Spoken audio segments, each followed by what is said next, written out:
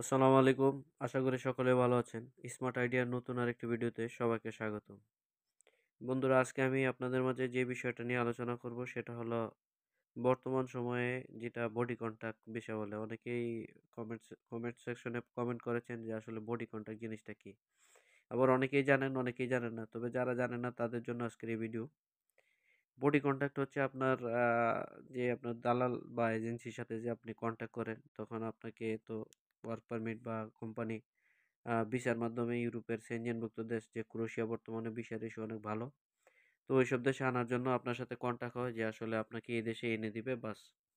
এনে দেওয়ার পরে তারা কোনো এজেন্সি কন্ট্যাক্ট থাকে যে টিআরসি করে দেবে। আবার কোনো এজেন্সির সাথে কন্ট্যাক্ট থাকে যে টিআরসি করে দেওয়ার পরে তারা কাজ দিবে না। জাস্ট আপনাকে এদেশে এনে দিবে, এটাই তাদের কাজ। আপনাকে আনা পর্যন্ত তাদের সাথে কন্ট্যাক্ট।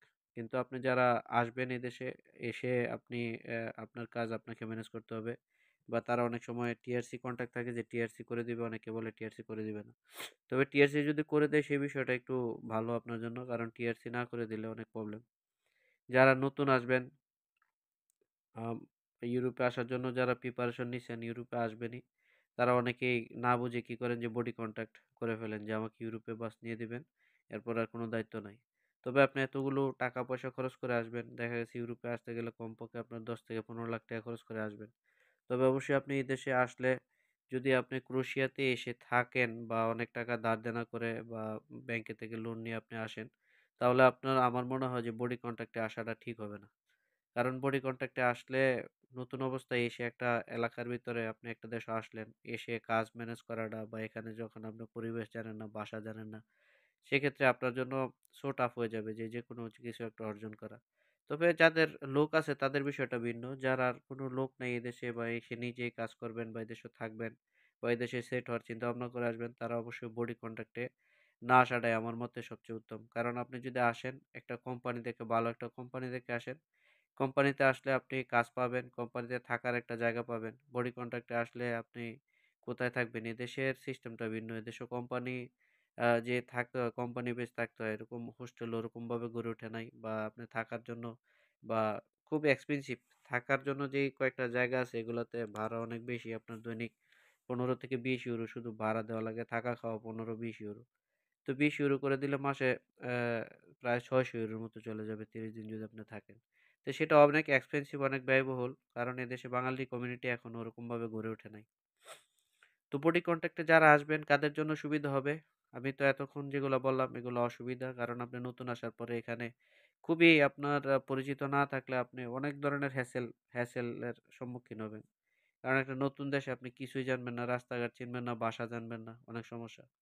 তবে যাদের জন্য সুবিধা তারা হচ্ছে সেন্ট্রাল ইউরোপের অন্যান্য যে দেশগুলো আছে সেই দেশগুলোতে যাদের পরিকল্পনা চলে যাবেন, তারা আসলে তাদের জন্য সুবিধা। বডি কন্ট্রাক্টে আসলেন, সেই দেশ থেকে আপনার ভিসার মেয়াদ থাকতে থাকতে সেন্ট্রাল ইউরোপের যে অন্যান্য দেশগুলো আছে সেই দেশগুলোতে চলে গেলে আপনার জন্য সবচেয়ে সুবিধা হয়। তবে এই ক্ষেত্রে আপনার ভিসা যখন হাতে পাবেন, যত কম সময়ের মধ্যে ফ্লাই করা যায় ততই ভালো। কারণ ভিসার মেয়াদ যত বেশি দিন থাকবে, ভিসার মেয়াদ যত মনে করেন আপনার বেশি থাকবে, কোনো রকম ঝামেলা ছাড়াই আপনি এক দেশ থেকে অন্য দেশে চলে যেতে পারবেন। কারণ ভিসার মেয়াদ যখন কমে যায় তখন নরমালি প্রবলেম হয় যে আপনার ভিসার মেয়াদ, আপনি ওখানে যাবেন আবার আসবেন। কিন্তু ভিসার মেয়াদ যখন বেশি থাকে তখন আর এই ধরনের প্রশ্নের সম্মুখীন হবেন না।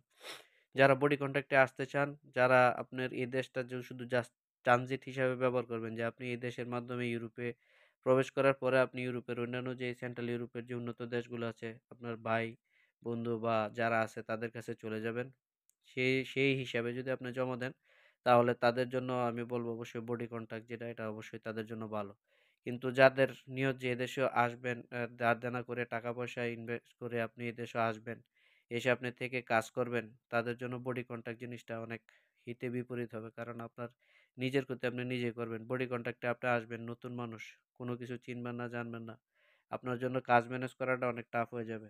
কারণ এই দেশে বাঙালি কমিউনিটি এরকম নাই। বাংলাদেশের মানুষ যে খুব বেশি অ্যাভেলেবেল মানুষ আছে এরকম না। আর মানুষ থাকলে ইউরোপের বিষয়টা খুবই ভিন্ন। কারণ ইউরোপে মানুষ মানুষকে হেল্প করতে চায় না। আমি একটা পরবর্তীতে এরকম এই একটা টপিক নিয়ে ভিডিও বানাবো, আসলে কি জন্য মানুষ হেল্প করতে চায় না, বা কি জন্য মানুষ ইউরোপে আসার পরে এরকম একটা সাধারণ একটা তথ্য দিবে, এটার জন্য বলে যে আমাকে 50 ইউরো দাও, 100 ইউরো দাও। যেটা মানে আপনি কল্পনাও করতে পারবেন না যে আসলে এই দেশে মানুষ আসার পরে কি হয়। যাক সেটা ভিন্ন বিষয়। আমি বলতে চাচ্ছিলাম যে যারা বডি কনট্যাক্টে আসবেন, যারা সেন্ট্রাল ইউরোপে চলে যাওয়ার নিয়ত করে আসবেন বা ইউরোপটা শুধু খালি ক্রোয়েশিয়া আপনার ট্রানজিট হিসাবে ব্যবহার করবেন, তারা আসেন কোনো নো প্রবলেম। কিন্তু যারা এদেশে থাকার কথা চিন্তা করে আসবেন, তারা যদি বডি কনট্যাক্টে ভুলেও আসার নাম নেন না।